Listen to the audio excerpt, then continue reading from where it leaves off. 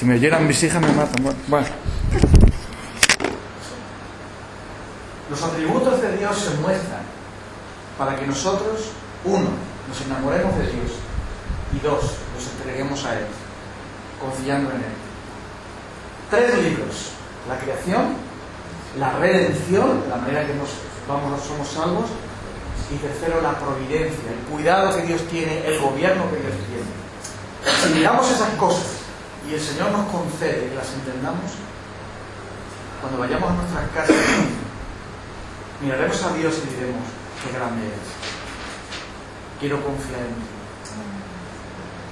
Bueno, la creación, el primer libro. La creación es un monumento del poder de Dios, pero también es una muestra de su hermosura. Porque a los que nos gusta la naturaleza, ¿no es perfecta la naturaleza? Cómo todo está ordenado, el frío, el calor, la lluvia, la sequía, el mar, la tierra, el día, la noche, la distancia entre el sol y nosotros, que es justo la necesaria para que pueda haber vida. Nuestro propio cuerpo es una maravilla, me cabeza más que el mío. Me refería a la parte interna, porque la externa, la resurrección tiene que arreglarla. Espero que la arregle. Sí, seguro que sí. El otro día vi un documental sobre el cuerpo humano y es increíble la sabiduría de Dios. Digo, mira, parece que cuando estoy pensando toda la semana en la predicación, Dios me va apuntando cosas. Había un documental sobre la BBC sobre el cuerpo humano y era sobre las células. ¿Y sabes lo que pasa con el cuerpo? Fíjate qué diseño tiene.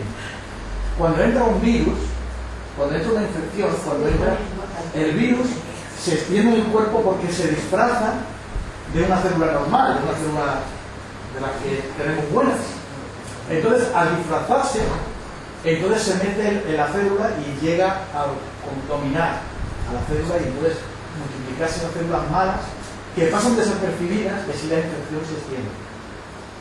Bueno, primero la célula tiene varias capas para que no entre el bicho malo, pero cuando consigue entrar, entonces, ¿sabe lo que hace la célula? Se autodestruye. Se sacrifica a sí misma porque la célula dice: yo no puedo luchar contigo, pero tú aquí mueres, para que así no pueda. Y cuando vienen los glóbulos blancos, que son el séptimo de caballería del cuerpo, los glóbulos blancos son los que ellos sacrifican también células que son buenas pero que pueden estar contaminadas, y de esa manera se erradica la infección. Pero lo curioso es cuando la célula ya no puede más y está dominada por el virus, se autosacrifica. ¿Quién ha hecho eso? ¿Quién ha enseñado a esa célula a hacer esas cosas? Verdaderamente Dios es sabio. La creación muestra toda su sabiduría y está llena de misterios, y como dice el Salmo 104, cuán innumerables son tus obras, cuán asombrosas son tus obras. Y si nos ponemos a hablar del nacimiento de un bebé, cómo se crea, pero dejemos el primer libro porque hay otro mejor. El segundo libro es mejor, más grande, más mayor todavía, porque la sabiduría de Dios brilla de una manera extraordinaria cuando Dios tiene que salvarnos. La manera en que Dios establece un camino en el que a través de ese camino la justicia de Dios quede completamente satisfecha y el pecador se salve. Eso es donde está la sabiduría de Dios. Porque el gran problema que Dios tiene es que Él tiene 2 brazos: la santidad, la justicia, pero también tiene la ira, o mejor dicho, el amor y la justicia. Y Dios ha hecho a través de la cruz, que, como dice el Salmo, que la justicia y la paz se besen. O sea, que la justicia y la misericordia se besen. ¿Esto cómo es posible? ¿Cómo es posible que haya un camino para la salvación de los pecadores, siendo que Dios es perfecto? ¿Cómo va a resolver ese problema? Si Dios es perfecto, nosotros somos imperfectos, ¿cómo podemos llegar a Él? No hay manera de llegar a Él. Porque nuestra naturaleza es completamente contraria a la de Dios. Entonces Dios lo preparó todo en la cruz. Entonces Dios, que tenía ese problema, dijo, es una pena que mis criaturas vayan a estar conmigo por causa del pecado, pero es porque yo soy un Dios justo y no puedo aceptar eso. Entonces, a la sabiduría de Dios proveyó a un Salvador, alguien que sea 100% hombre, pero un hombre no puede llevar todos nuestros pecados, todas nuestras culpas, todas nuestras maldades, porque no hay ser humano que pueda llevar con esa carga. Tiene que ser, además de ser hombre, tiene que ser Dios, porque si no, no podría llevar esa inmensa carga. Y entonces, en el cumplimiento del tiempo, Dios envió a su Hijo. Dios se hizo hombre. Y así, el hombre que pecó fue culpable, llevó nuestro pecado. Y el Dios que justifica al pecador también es satisfecho. La justicia por una parte y la misericordia por otra. Ahí está la sabiduría de Dios.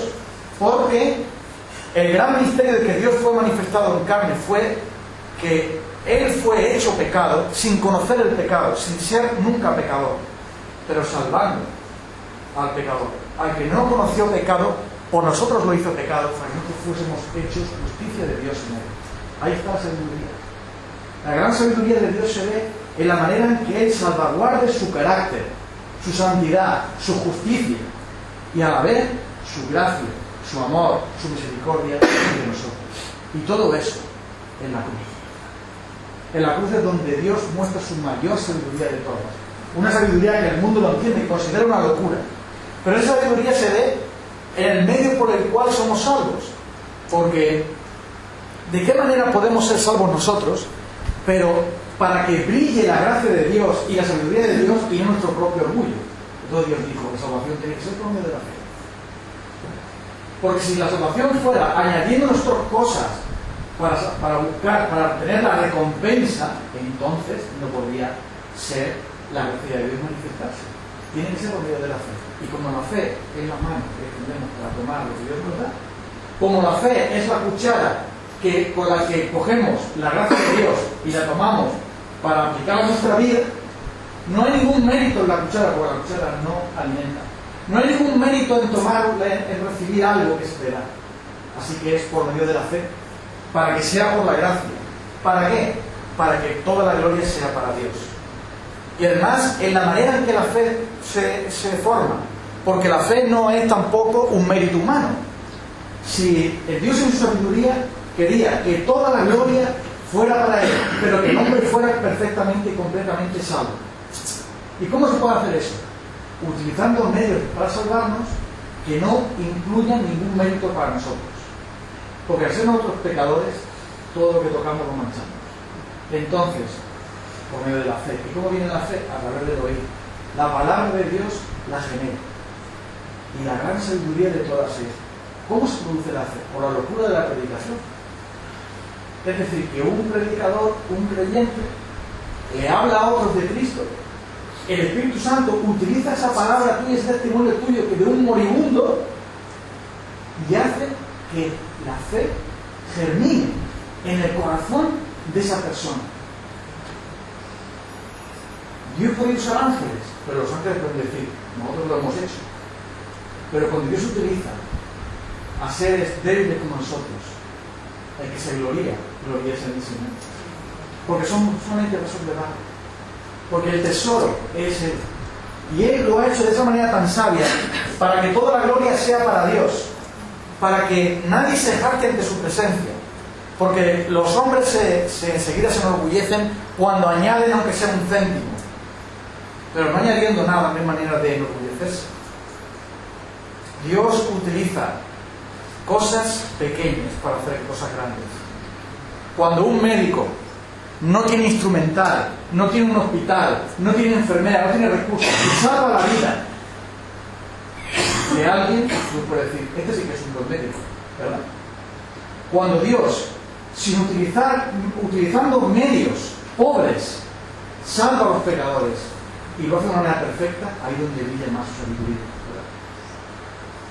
Por eso, la redención es un gran libro de la sabiduría de Dios, una sabiduría maravillosa que se ve en el plan de la salvación. El apóstol Pablo dice, tenemos este tesoro en vasos de barro, porque los creyentes que somos vasos de barro, no tenemos ningún mérito. En los antiguos guardaban los tesoros en tinajas, los collares, el oro, las cosas valiosas, los manuscritos también, los guardaban en tinajas de barro, para que se conservaran, para que no tuvieran humedad, para que así estuvieran por más tiempo guardados. Y Pablo utiliza esa expresión para decir que el Evangelio es un tesoro que Dios ha dado. ¿Pero a quién se lo ha dado? A vasos de barro, para que la excelencia del poder sea de Dios y no de nosotros. Mira cómo lo ha hecho Dios. Ha hecho un plan de salvación tan magnífico que es eficaz porque salva a los pecadores. Ha provisto los medios para que toda la gloria sea para Él.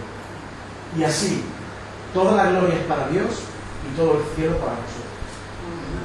Y por eso, los que están en el cielo le dicen al Señor: la salvación pertenece a nuestro Dios y al Cordero. Todo es de gracia, para que sea todo para la gloria de Dios, para que Él brille de su sabiduría. Esa es la sabiduría de Dios. Qué magnífico es eso. Verdaderamente, como dice el apóstol Pablo, que sus caminos son inescrutables. ¿Quién conoció la mente del Señor? ¿Y quién le podrá dar a Él? Porque es algo magnífico, extraordinario. La cruz no solamente es la evidencia más grande del poder y del amor de Dios, sino también de su sabiduría. De su sabiduría para resolver ese enorme problema. El problema del pecado, el problema de la salvación. Y todo ha sido hecho de tal modo, el plan de Dios es tan perfecto que toda la gloria es para Dios. Y no hay mérito alguno, ni en la fe que nosotros tenemos, la cual ha sido generada por la palabra de Dios y por instrumentos muy torpes, para que toda la gloria sea para Él.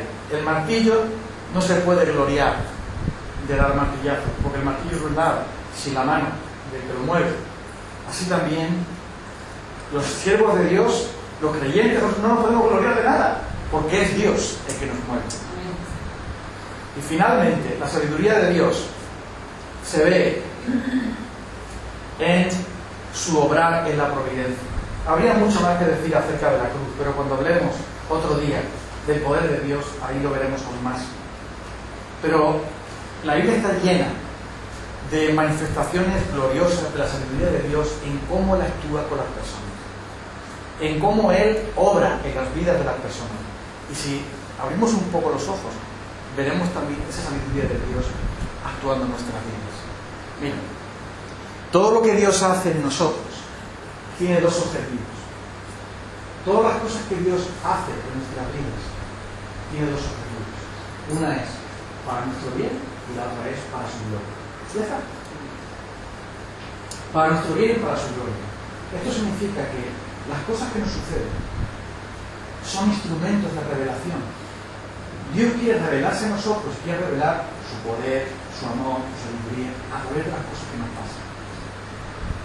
Por lo tanto, son para nuestro bien porque nos benefician, son medicina, pero a la vez muestran la gloria de Él. Si miramos, si nos paramos a contemplar. Porque al igual que les conté que cuando pasé por el Museo del Prado íbamos corriendo y no veíamos nada, cuando nosotros contemplamos el cuadro de lo que Dios hace, entonces vemos sus atributos, vemos su sabiduría. Vamos a poner algunos ejemplos inquietantes. El primero de ellos es cómo Dios muestra su sabiduría, efectuando grandes cosas con pequeños medios. Es decir, haciendo todo al revés de como lo haríamos nosotros. La providencia de Dios tiene un milagro en cada cosa que Dios hace.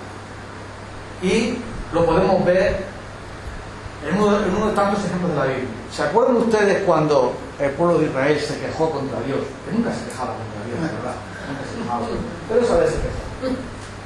Y unas serpientes fueron enviadas por Dios como castigo, ¿verdad? Y todas las serpientes mordían a los israelitas y quedaban tendidos en el desierto. Pero cuando Moisés clamó a Dios para pedir misericordia, entonces Dios dio el remedio. ¿Y cuál era el remedio? Una inyección que tenía que ponerse la boca. ¿Cuál era el remedio? Una serpiente de bronce. Moisés levantó una serpiente de bronce como un símbolo de Cristo. Como Moisés levantó la serpiente de bronce, así que el Hijo del Hombre se ha levantado para que todo aquel que me crea no se pierda. Vale. Entonces, levantó la serpiente de bronce. ¿Y qué tenían que hacer? Los que querían salvarse de la picadura de la serpiente. Mirad. Pero fíjate la sabiduría de Dios. Dios quería mostrarles a ellos que la salvación solo tenía que ser por la fe y por la gracia. No era, pues mira, mezclas las hierbas, te haces un bálsamo y ya te curas. No. Tu sabiduría era, el que crea, mirará a la serpiente de donde será salvo. Y no habrá nada más que hacer. Esa es su sabiduría. La sabiduría de usar un pedazo de palo y una serpiente metálica para salvar. Porque así, de esa manera, Dios iba a mostrar que lo pequeño es grande a los ojos de Dios. Uno puede pensar que nosotros, como creyentes, somos muy poca cosa, no valemos nada. Muchos dicen eso, o pensamos eso. Y el diablo se encarga de remarcarlo. Y algún tonto por ahí también. Recuerda eso. Se me ha olvidado, pero aquí hay un palo de un cepillo, pero lo voy a usar porque va a servir de ilustración. Tendrá que haber tenido la vara de Moisés, pero se me ha olvidado. Vamos a pensar que está el cepillo de Moisés. Bueno, ¿qué poder tiene una vara? ¿Tiene algún poder una vara? Cuando Dios llamó a Moisés, le dijo: Moisés, ¿qué tienes en la mano? Como si él no supiera lo que tiene en la mano. Pero yo quería que se dijera: una vara. Vale, échala y verás lo que pasa. Nosotros no somos nada. Somos varas, pero si estamos en las manos de Dios, aunque seamos insignificantes, hay un propósito. La vara que Moisés usó sirvió para que se abriera el mar. Sirvió para que las serpientes de los magos fueran engullidas. Sirvió para golpear la roca y para que cayera el agua. La vara de Moisés sirvió para hacer grandes milagros. Una vara no es nada, pero como estaba en las manos de quien tenía que estar y bajo la petición de Dios, sí salva. Entonces, no digas: yo no soy nada, yo no hago nada. No. Aunque seas una vara o un bastón, si estás en las manos de Dios, sí va. Porque Él nos usa. La sabiduría de Dios también se ve en obrar su propósito de una manera completamente extraña y contradictoria. Y aquí tendríamos que pensar en José. José, hay que ver con José. Pepe para los amigos. Dios le había prometido a José que un día sus hermanos se postrarían delante de él, que él iba a ser instrumento de Dios. ¿Y cómo llevó a cabo eso Dios? De momento lo echaron para matarlo, así como Dios lo lleva a cabo. ¿Qué te parece? No, eso es un camino muy raro, ¿no? Bueno, hermanos, que he tenido un sueño y tal. Ah, sí, vamos a ver dónde está tu sueño. Al foso. Primero quisieron mascargárselo, y luego uno de los hermanos dijo: no, déjalo, a ver si, aunque sea por lo menos, nos dan algo. Lo metieron al foso ahí para que se muriera y después lo vendieron a Egipto. Pero claro, Dios lo arregló todo enseguida. ¿Qué pasó con José? Pues fue allí en el caso de Potifar, y la Potifara va y se enamora de él. Era una acosadora. Y resulta que José acaba en la cárcel una tonda de años. Después, como Dios le da la interpretación de los sueños, pues el panadero y el copero. El panadero pasa mejor vida, bueno, donde fuera. Y el copero se olvida de él. Más años en la cárcel. Así como Dios lleva a cabo su plan. Todo lo contrario. ¿Qué podía pensar José? Pero si Dios, entonces Dios lo que me ha revelado nunca me lo va a cumplir. Aquí estoy en la cárcel sufriendo por ser inocente. Y encima, si me gusta este país, se olvida de mí. Habla delante de mí Faraón, a ver si me saca de aquí. Aquí estoy por envidia, aquí no estoy. Mis hermanos casi me matan, me venden como un esclavo, me quedo sin padre, sin madre, sin nadie, aquí metido en una cárcel. ¿Y Dios qué? ¿Cuándo va a cumplir Dios su promesa?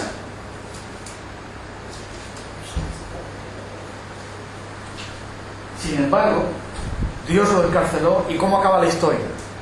Cuando al fin sus hermanos se postran delante de él Él les dice: vosotros pensasteis mal contra mí, pero Dios lo encaminó a bien para dar vida a muchos pueblos. Esa es la sabiduría de Dios, por caminos extraños, de manera irracional, ilógica, de una manera contradictoria, pero Dios lleva a cabo su propósito para mostrar su sabiduría.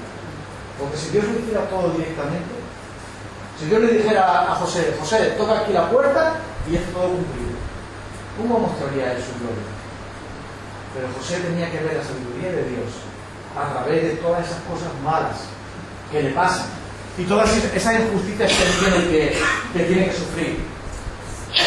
Y así podemos pensar también en los medios contradictorios que utiliza para ganar una guerra. ¿Tú crees que se puede ganar una guerra contra ciertas personas? La guerra se gana contra más soldados mejor, y más en aquella época que las armas que había era espada, palo y piedra y ya está. Y cuando van a pelear, le dice Dios a Gedeón: aquí hay mucha gente. Gedeón diría: bueno, Señor, lo estás pasando ya, ¿no? A ver, al río, a beber, lo que beber así, lo que de tal. Hay demasiada gente todavía. Y al final se queda con 300. Pero Dios dice: no, es que hay muchos. Porque si hay muchos, la gloria se la van a llevar ellos y no me van a pagar a mí. Van a salir de la guerra orgullosos. ¿Cómo va a ser? Pues va a ser como un milagro para mostrar su sabiduría, usando pequeños medios. Dios tenía un diseño para salvar a su pueblo, tenía un plan. Y esa obra, adelante, Isidro, bienvenido.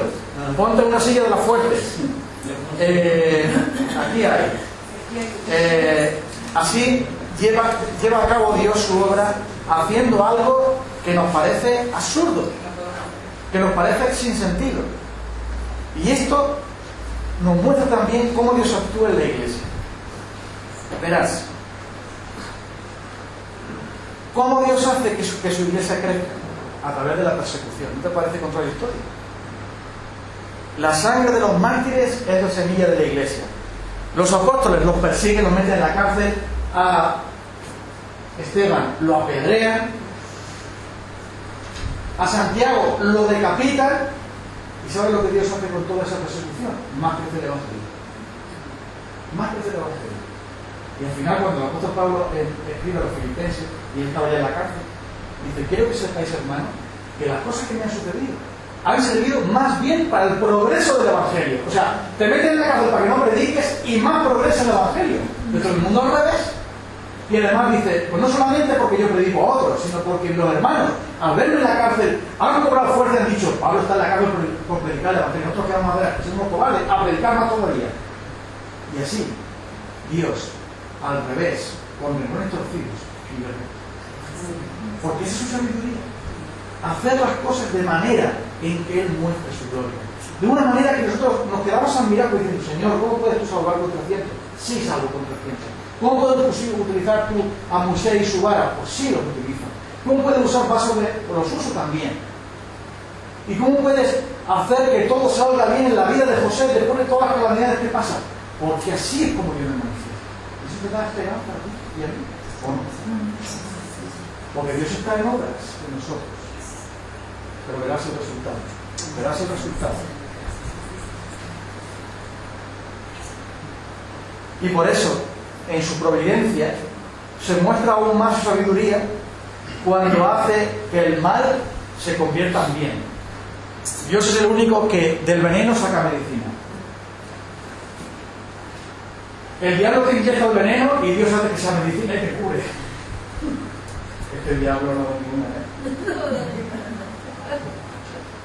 Verás cómo actúa. Verás cómo actúa. Porque Dios dice que cuanto más sufrimos, más gloria tenemos. Segunda de Corintios 4:17, aquí al lado, junto con lo que estamos. Segunda de Corintios 4:17. El apóstol Pablo, que yo creo que era de Andalucía, por ahí un poco exagerado, porque dice: esta leve tribulación. Muchacho, Pablo, que te han pegado más palos, que te han metido en la cárcel. Pero él dice: esta leve tribulación. Esto no es nada. Esta leve tribulación momentánea, aunque se pegó años, ¿vale? Esta leve tribulación momentánea produce en nosotros ¿qué? Un cada vez más excelente y eterno peso de gloria. Entonces Pablo dice, vale, estamos sufriendo, lo estamos pasando muy mal, pero que sepas que eso es más gloria todavía, más bendición todavía, más de Dios todavía. Porque como decimos el martes, todo es nuevo. Todo es nuevo. Y al final, el apóstol Pablo viene a decir aquí que los males se convierten en bienes. Porque cuanto más crudo es el invierno, más hermosa es la primavera. ¿A qué sí? Cuanto más fuerte es la helada, mejor y más sana es la flor. Así Dios lo ha establecido. Ha establecido que Él pueda sacar de las cosas malas bienes, porque Él es experto en hacer del veneno medicina. Él nos da beneficios por las pérdidas. Él cambia las cruces por bendiciones. Y Él hace que todas las cosas cooperen para bien a los que aman a Dios. Pero por si fuera poco, y esto es una manera también admirable donde se ve lo que significa la cruz, Él hace que la gente incrédula le sirva. Le sirva. Y lo hace sin mancharse Él con el pecado. Esto es lo más admirable. ¿Cómo puede Dios llevar a cabo su propósito para que se haga, se cumpla 100% lo que Él quiere, pero sin Él mancharse las manos con el pecado? Cuando Cristo murió en la cruz, ¿por qué murió? Fue porque ellos, por su pecado, su odio, su maldad, lo llevaron a la cruz. Pero todo eso fue bajo el plan de Dios. Todo eso estaba predeterminado por Dios, eso estaba ya todo concebido por Él. Sin embargo, fue un pecado lo que hicieron con los Señor. Pero Dios lo autorizó. Entonces podemos decir, vale, pero todo es responsable de Dios. No. Él lo autorizó, pero no lo hizo. O sea, Él lo permitió, pero no se manchó las manos. Vamos a poner un ejemplo de esto. Vamos a suponer que esta guitarra que hay aquí, pues está desafinada, ¿vale? Vamos a suponer. No digo cómo tocar la guitarra, que no sé. No estoy tocando, pero no sé. Si yo toco la guitarra, yo estoy tocando, haciendo la acción de tocar, pero el desafine ¿de dónde viene? ¿Viene de mí o de la guitarra? De la guitarra. La responsable es la guitarra que está desafinada. Yo tengo energía para darle a la guitarra, pero es la guitarra que está desafinada. Si yo me subo en un caballo y voy a cabalgar, y el caballo está cojo, yo soy responsable de cabalgar, de subirme en el caballo, pero si el caballo se desvía, la cogerá a mí del caballo, no a mí. Cuando los hombres estaban haciendo y pecan contra Dios, Dios les da la vida a esos hombres, pero ellos la utilizan para lo malo. ¿Me sigue? De manera que se cumple lo que Dios quiere, pero Dios no se mancha las manos. Esa es su sabiduría. De manera que los hombres que no son creyentes están haciendo lo que Dios quiere, pero Dios lo autoriza, lo permite, sin Él nunca mancha las manos. Por eso la cruz muestra esa sabiduría de Dios. Y por eso dice antes que Dios prende a los sabios en la astucia de ellos. O sea, Dios hace que la astucia de los hombres se vaya contra ellos. Y la Biblia está llena de ejemplos de ese sentido, de esa sabiduría de Dios. Pero luego, aquí sí que están completamente equivocados. Amán odiaba a los judíos en los tiempos de la reina Esther, ¿te acuerdas? Y entonces Amán quería que Mardoqueo se fuera, lo colgaran en una horca, lo ahorcaran. Y mira lo que pasa en la historia. ¿Y quién termina colgado de la horca? ¿Cómo se te ocurre meterte aquí con Dios? Pobre criatura. Él con su sabiduría pensaba hacer un plan para destruir el pueblo judío. Y al final, el rey tiene un sueño. No tengo sueño. Pon el libro de las memorias. Y la historia de Mardoqueo. Anda, pues Mardoqueo me salvó de un golpe de estado, me salvó de un crimen. ¿Y qué se ha hecho con Mardoqueo? No, nada. Además, hay una ley en contra de él para matarle. Ese hombre que me ha salvado a mí, ha salvado al rey, lo van a matar. ¿Eso quién es esa idea? De Amán. Vale, pues a Amán lo pones en la horca. Y a Mardoqueo lo honras. Y ese rey es un rey pagano. Y toda la sabiduría y todos los planes de Amán. Ahitofel, que llamaba así, era un sabio consejero de David. Pero se hizo un malvado. y se unió el golpe de estado de Absalón. Absalón, el hijo de David, quería el trono, quería el reino, y quería matar a su padre, quedarse con el reino, y Ahitofel, que había sido consejero del rey, se había vuelto contra él. Y le pidieron a él consejo de cómo tenía que hacer el golpe de estado para quedarse con el reino. Pero David dijo: Señor, haz nulo el consejo de Ahitofel, que no le hagan caso. Entonces manda a Usai. Usai fue muy usado, se llama Usai, fue usado, y David le dice: mira, procura que te hagan caso a ti, tú finges que eres de ellos, procura que te hagan caso a ti y no a Ahitofel, porque Ahitofel es muy sabio, le conoce muy bien y es capaz de guiarlo. Entonces resulta que llega Ahitofel y dice: así tenemos que hacer, y ya verás como todo el reino va para ti. Y a David nos lo cargamos esta noche con 18.000 hombres, vamos, lo pillamos donde está y fuera. Y Usai dice: el consejo de Ahitofel no es bueno, es mejor este consejo. Y suelta ahí una cosa y dice Absalón: ah, pues es verdad, a Ahitofel no hacemos caso, hacemos caso a Usai y tal. Y eso supone el fracaso del golpe de estado. Y Ahitofel pone en orden su casa y se ahorca. Dos hombres. Uno que quería erradicar el pueblo de Dios con su sabiduría, acabó él así. Otro que quería destruir el reino de Dios, termina también así. Porque Dios prende a los sabios en su sabiduría. Sus caminos son inescrutables y por lo tanto debemos descansar en él. Y aquí, para terminar, quisiera que pensáramos en unas cuantas cosas de aplicación para nuestras vidas, de cómo podemos hacer que la sabiduría de Dios nos traiga consuelo y paz y bendición y asombro y adoración y gratitud y todas las demás cosas que vengan ahí. Lo primero de ellos es que Romanos 11:13 dice que sus caminos son inescrutables. Quiere decir que los caminos de Dios no podemos nosotros entenderlos, no podemos sondearlos, no podemos, nuestra mente finita no abarca esos caminos de Dios, el plan de Dios, la sabiduría de Dios, no podemos con ellos. Entonces, si yo no puedo entender la sabiduría de Dios, no murmuro contra Dios. No me quejo contra Dios. Señor, ¿por qué has permitido que pase esto? Esto no está bien. Y no permito que venga la serpiente y me diga la serpiente: si Dios te amara, no te habría dejado pasar por aquí. Si tú fueras un buen cristiano, si tú fueras creyente, no te habría pasado otra cosa. Entonces lo que tengo que hacer es, cuando ya tengo esta tentación, tengo que decir: Dios es sabio. La historia no ha terminado todavía. Acuérdate de José. Acuérdate de tantos que parecía que todo iba a hundirse. Pero Dios es sabio y sabe muy bien lo que hace. Confía en esa sabiduría, adora esa sabiduría de Dios, porque comprender no la puedes comprender, la comprenderás al final, cuando veas todo el plan de Dios.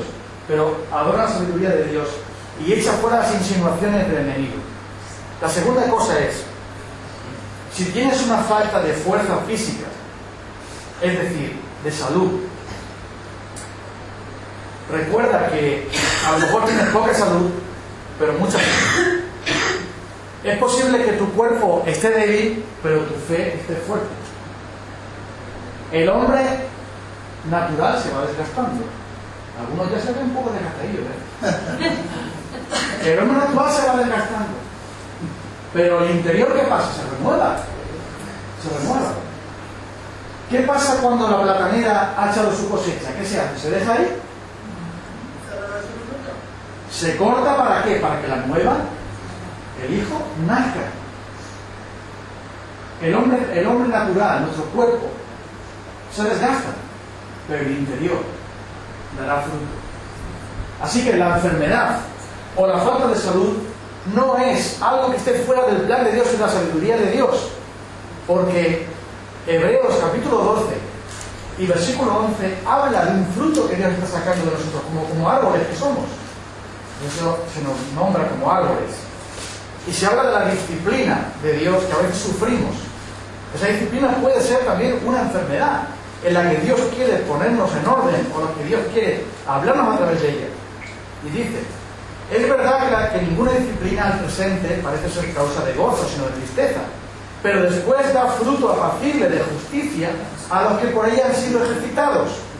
La enfermedad es el bisturí de Dios para quitar el tumor del pecado. Hay veces en las que estamos en tal orgullo y en tal abandono de las cosas de Dios, que Dios, como no estás boca abajo clamando a Dios, Dios te pone boca arriba en el hospital para que clames a Él. Y entonces la enfermedad se convierte en una bendición. Mírenlo desde ese punto de vista. Desde el punto de vista de que aún esa falta de fe, esa falta de salud, Dios la puede utilizar para su bien. Y hay algo también en tercer lugar que tiene que ver con la iglesia. Porque a veces la manera en que Dios actúa en su iglesia sí que nos parece extraña, contradictoria. El Salmo 77, versículo 19, dice que las pisadas de Dios no se notan. Las pisadas de Dios no se ven. Por dónde Dios va haciendo sus planes, sus cosas, su obra, no se ve, porque si no, no sería perfecto. Si Dios nos explica todo lo que va a hacer, ¿para qué queremos hacer? Pero Dios no nos manda un orden del día de lo que va a hacer. Sus pisadas no se ven, pero Él actúa. Y hay veces en las que cuando nos parece que la iglesia ha tocado fin, que la iglesia ha terminado, que la iglesia ha sido destruida, entonces, al igual que Lázaro cuando estaba en la tumba y ya hacía 4 días que estaba allí y olía mal, viene Jesús y dice: levántate, sal fuera. La iglesia en la Edad Media, en el siglo XVI, parecía completamente en manos de Satanás. La salvación por obras, las indulgencias, el papado y todas las barbaridades que se cometían en el imperio de la iglesia romana. Pero Dios utilizó un fraile y a otros tantos para traer el evangelio del mundo. Por lo tanto, no hay que desesperarse, porque cuando nos parece que Dios no está haciendo nada, a lo mejor está haciendo más. Cuando pensamos que la iglesia parece estar en la tumba, Dios la llama para que se levante y resucite. Y en cuarto lugar, solamente me queda uno más. Puede ser que también te preocupes y mires tu situación económica, tu situación en el mundo, que es una situación humilde. Y dices: la verdad es que apenas si tengo para sobrevivir. Pero piensa que Dios ha cogido a los pobres para que sean ricos en fe. Y que las riquezas son un lazo, son una tentación, son un problema. Hoy un hombre que yo conozco que es creyente, un día me contó que tuvo un sueño. Dice que soñaba que se hacía millonario. Y entonces en el sueño, pues de pronto tenía una gran fortuna, venía un montón de gente a su casa para que le dejara dinero. Después venían los banqueros para decirle que tenía que invertir aquí, que tenía que invertir allí, que tenía que pagar no sé qué, que tenía que pagar no sé cuánto. Y entonces él en todo el sueño estaba agobiado y diciendo: ¿y ahora qué hago? No sé qué hacer, me piden por aquí, me piden por allí, el banquero, el otro y tal. Y de pronto se despierta y dice: Señor, gracias que no tengo nada. ¡Qué feliz soy! No tengo que estar con todo este agobio. Dando por aquí dinero, por aquí, y todo por aquí. Y a veces tenemos que hacer caso de lo que dice Proverbios: Señor, no me des pobreza, no sea que tenga que robar para comer y blasfeme tu nombre. Pero tampoco me des riqueza, no sea que me enorgullezca y diga: esto mira lo que me gané. Manténme el pan sacio. Y hay una cosa más que es delicada y que le ha dado muchas vueltas. Yo digo esto, no lo digo. Si lo digo y resulta en bendición, será mérito del Señor. Y si lo digo y no funciona, por la culpa la tengo yo. Pero tengo que decirlo. Tengo que decirlo. Porque la sabiduría de Dios significa que Él puede quitar personas de nuestra vida. Escucha lo que te voy a decir. Esto es duro lo que te voy a decir, pero yo me lo he tenido que parar. Y esto dando vueltas, incluso no solo he dicho a mi mujer, porque siempre paso por el filtro. Me pregunto algunas cosas: oye, ¿a ti qué te parece esto? Hombre, es que tal y cual. Cuando me dice eso, le digo: pues sí.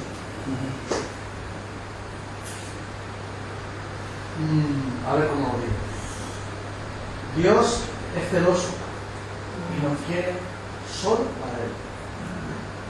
Dios no comparte a su esposa. La iglesia es la esposa de Cristo. Somos el pueblo de Dios, somos los hijos de Dios, y Dios no está contento si tiene que compartir nuestro amor. ¿Y sabes? Cuando nosotros, en vez de apoyarnos en Dios, nos apoyamos en los hombres y amamos más a los hombres, familiares, fuera, más que a Dios, entonces Dios dice, ¿así? Y esto yo lo he vivido. En el seminario donde estudié, un compañero y yo teníamos una gran admiración por un pastor que era muy conocido de la zona donde vivíamos. Era un gran predicador, un hombre piadoso, un hombre temeroso de Dios. Pero muchos estábamos mirando demasiado para él. Demasiado. Tanto era así que algunos dejábamos de ir a nuestra iglesia para ir a esa otra iglesia para escuchar las predicaciones de ese hombre. Pero lo que ellos estaban resultando peligroso. Y estaba trayendo problemas. Y eso, estábamos en el filo de la navaja. ¿Sabes lo que fue? Ese pastor cayó en desgracia.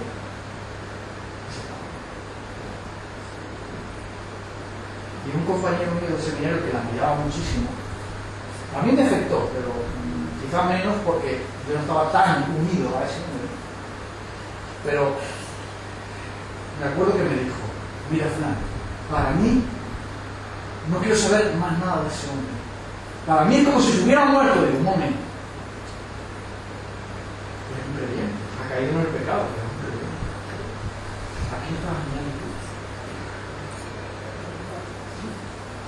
Recuerdo que fuimos a visitar a una mujer que era la hija de una familia de la iglesia y llevaba mucho tiempo sin ir a la iglesia, estaba mucho tiempo apartado del Señor. Ella había estado desde niña y jovencita en la iglesia, pero se enamoró de quien no debía, de una filistea, de un filisteo, porque era una mujer, de un filisteo, de cananita o de donde fuera. Y se enamoró de él. Entonces abandonó la iglesia casi automáticamente. Y fuimos a visitarla. Después de un tiempo, fuimos mi esposo y yo fuimos a saludarla y tal, y a animarla que volviera a la casa. Y fíjense, estábamos sentados conversando y estábamos tomando café y estábamos mirando que volviera. Y dijo, yo no voy a volver a la iglesia porque mi marido no lo aprueba. Y antes que la iglesia, y es más, antes que Dios está mi marido. Cuando soltó eso, le sentó un escalofrío.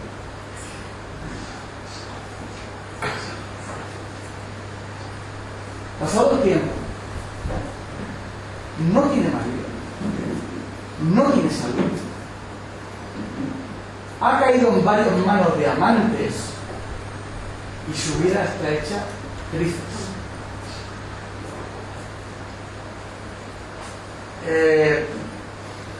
Quizá algunos de los que estamos aquí hemos perdido seres queridos. Y me consta que algunos de los que estamos aquí, algunos de los que están aquí, han perdido esposos o esposas por el divorcio, o bueno, por un fallecimiento, pero también puede ser por el divorcio. Y lo voy a decir esto con mucho temblor, pero tengo que decirlo. Esas personas han desaparecido de sus vidas. La pregunta es, ¿por qué? Solo Dios lo sabe. Pero hay una cosa muy clara. Si esas personas hacen sombra al Señor, porque Dios es celoso. Y hay veces en las que el Señor quita de nuestro camino a esas personas para que nosotros le miremos solo a Él. Para que nosotros le miremos a Él y digamos, Señor, solo tú me creas. Porque cuando nuestra mirada está solo pendiente de las personas a las que amamos, de las personas que nos agradan, de las personas a las que convertimos en dioses, porque toman la preeminencia en nuestras vidas, porque se colocan en lugar de Dios, porque están antes que el reino de Dios y que nuestra relación con Dios y que nuestra relación a Dios. Cuando esas personas se colocan por encima, entonces Dios en su sabiduría dice, ¿qué dices? Mi hijo colgado en una cruz por ti y tú compartiendo tu corazón con otras personas.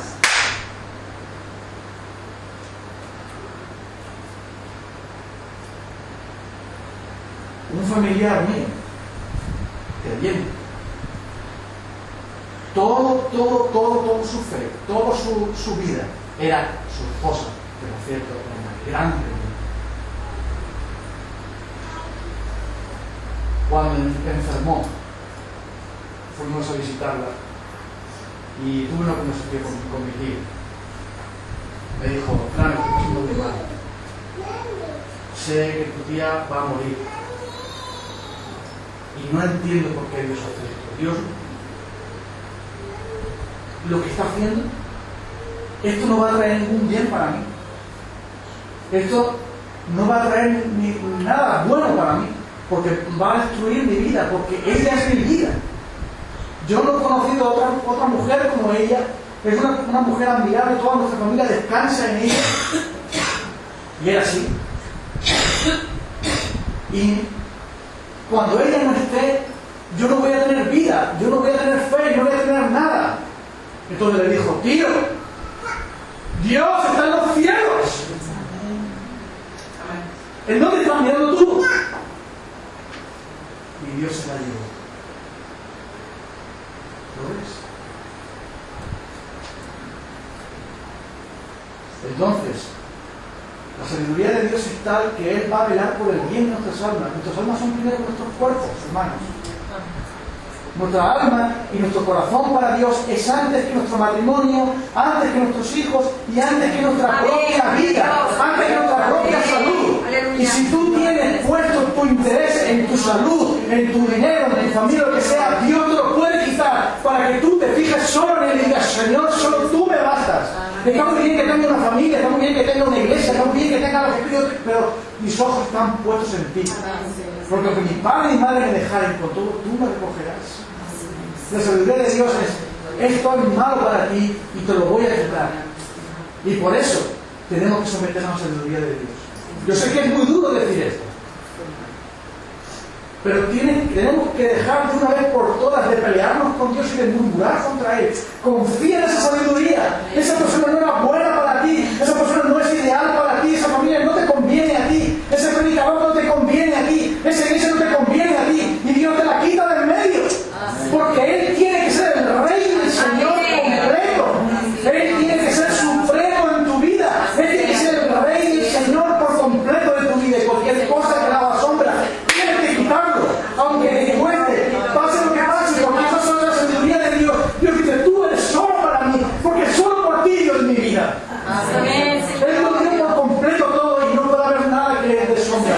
Yo amo mucho a mi esposa, amo mucho a mis padres, amo mucho a mis hijas, pero no amo muchísimo más a mi Señor.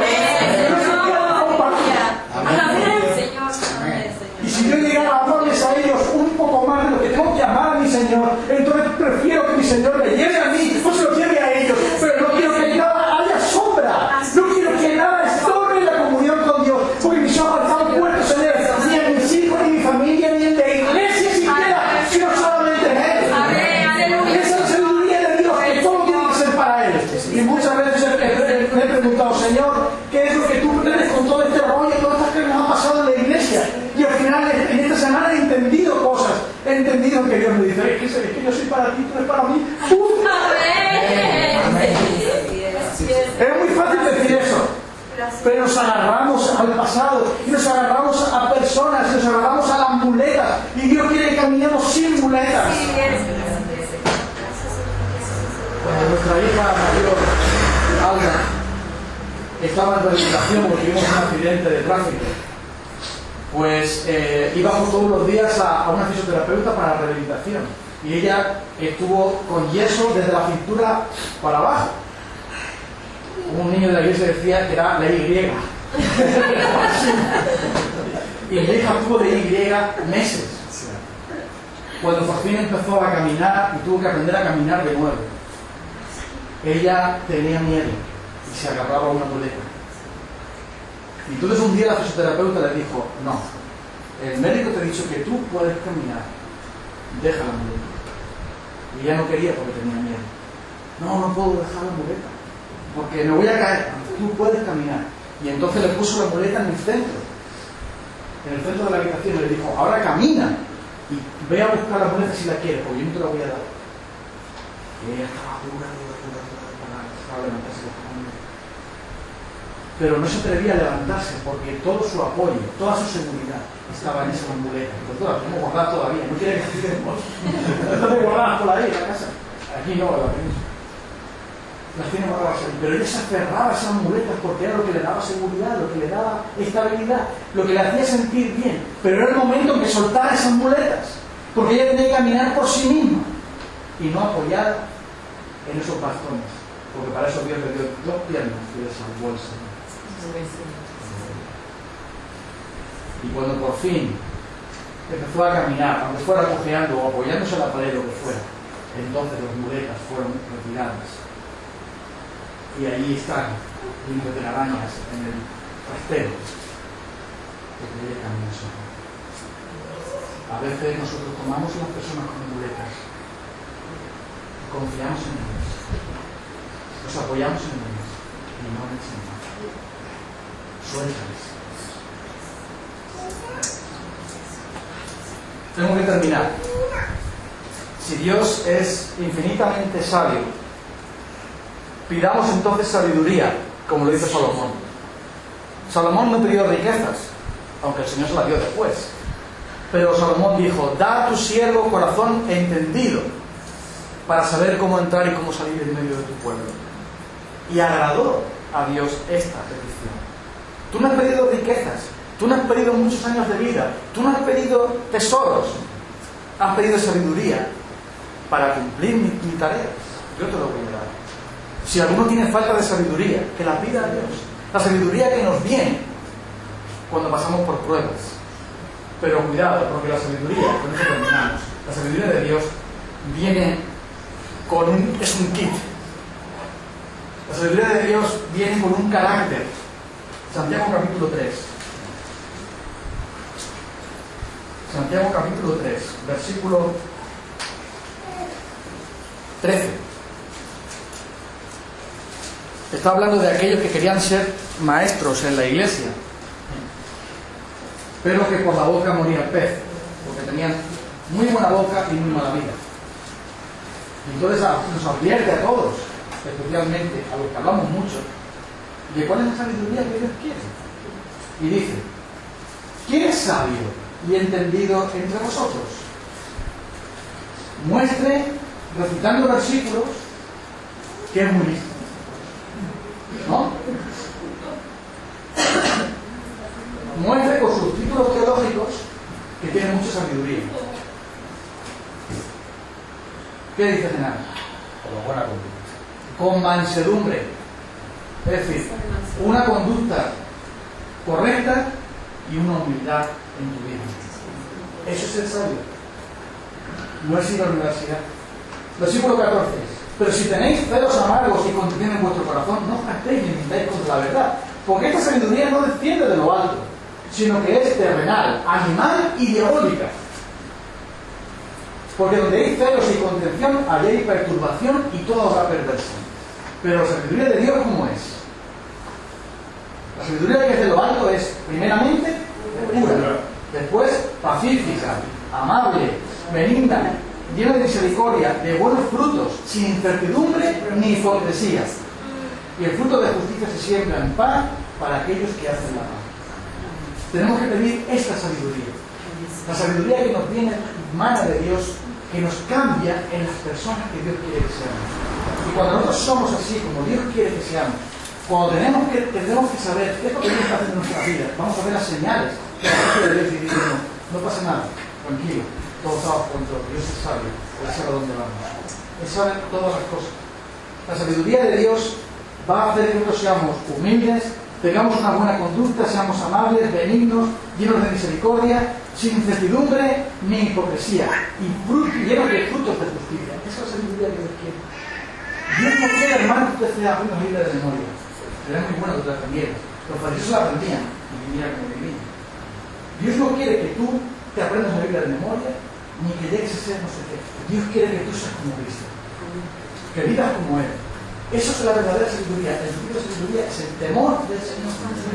Y por eso, para alcanzar esa sabiduría, pidámosle al Señor que nos dé la sabiduría de lo alto y que nos cambie.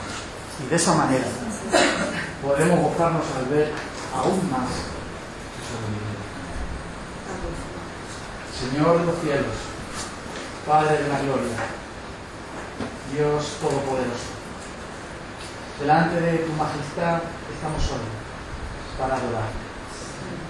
Verdaderamente, la creación muestra tu sabiduría inmensa, infinita, en lo grande, en lo pequeño, en lo delicado, en lo más áspero, pero en todo se ve tu sabiduría. Y también vemos cómo no, la sabiduría tuya en la redención, en la salvación tan gloriosa, perfecta que has hecho en Cristo Jesús. Al que no conoció pecado, puesto fue hecho pecado, para que fuésemos hechos justicia de Dios en él. Gracias por la fe, gracias Señor por la palabra. Pero también vemos tu sabiduría magnífica, actuando en las vidas de todos tus hijos y llevándonos por tu camino, utilizando Señor a unas cosas más extrañas y a unos acontecimientos más terribles y aún el veneno que la serpiente nos pueda echar. Pero todo eso lo utilizas tú para traer el bien a nuestras vidas. Te pedimos hoy que tú nos hagas ser sabios según tu propio corazón, Señor. Que tú nos hagas ser sabios, pero con sabiduría de lo alto, para que conozcamos las cosas que tú has preparado para nosotros y para que vivamos, Señor, ese carácter benigno y amable, esa religión pura que tú dices, que es guardarse sin mancha del mundo, visitar a los enfermos o a los necesitados, cuidar de vivir una conducta que te agrade a Dios. Señor, en esta tarde queremos renunciar a toda murmuración. Queremos renunciar, Señor, a toda sospecha de ti. Queremos renunciar a todas las instigaciones que el diablo, que nuestra propia carne, nos trae cuando vemos que tu mano parece ser adversa en nuestra vida. Tu mano nunca es adversa con nosotros, Señor. Nos puede parecer que tú estás enfadado, pero tu corazón sigue siendo tierno para con nosotros, Señor. Y aún cuando nos azotas, tus manos también nos acarician, porque tú eres un Dios de bondad y de misericordia. Estamos bajo tu sabiduría, Señor. Tú sabes por qué, tú sabes para qué. Tú sabes, Señor, cuál es el mejor camino. Tú sabes a dónde va nuestro tren. Tú sabes, Señor, a dónde va nuestra vida.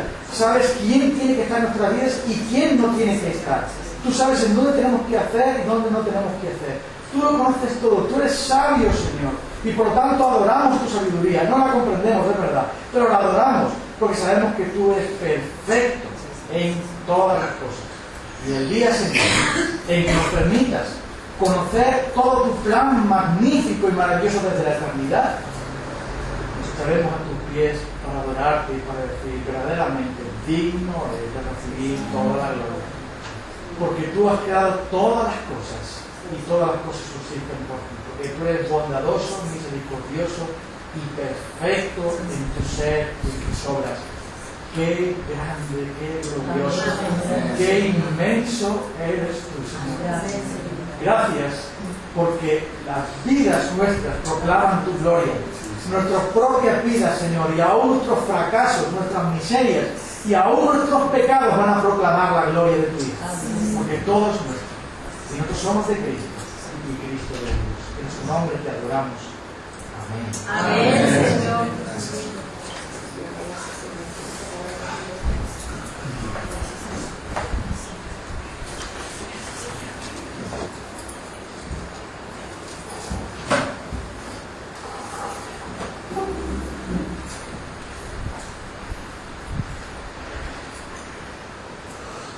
Gracias, amado Señor, por la palabra que nos ha enseñado. Vamos a levantarnos, hermanos, para adorar al Señor.